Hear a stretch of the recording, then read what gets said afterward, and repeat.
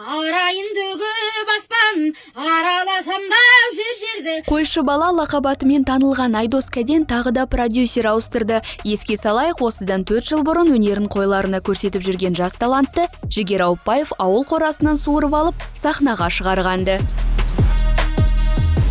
Алайда Жігер Ауыпбаев пен қойшы баланың жұмысы ұзаққа бармады. Шәкірті мен ұстазы бір-біріне деген өкпесін әлеуметтік желіде жарыса жазған еді. Даудың арты продюсерді ауыстырумен шешілді ме демек, бірақ көп ұзамай әнші бала ол жетекшімен де тіл табыса алмаған. Мен ол кісімен ұзаққа барым келген жоқ. Кейде ұрсып қаламыз. Уже ұзаққа шаппайтынымыз белгілі болып тұрды. Енді мен оны ары қарай созып, қорбасқа жүргім келген жоқ.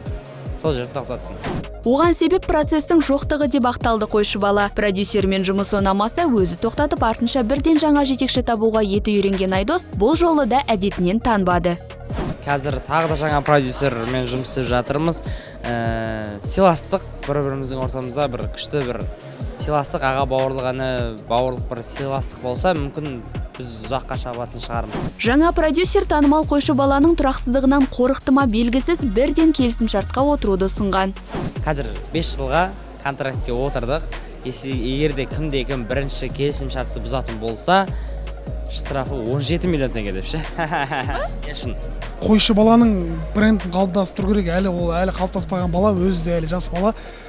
Қойшы баланы барынша жоғарыға шығарсақ деген ниет бар. Өнер иелерінің бірге жұмыс істегеніне әлі бір ай толмаған, бірақ әнді де жазып, бейнебаянды да түсіріп үлгергенді. Ендеше қойшы баланың бұл жолғы продюсермен жұмысы ұзағынан болсын дейміз.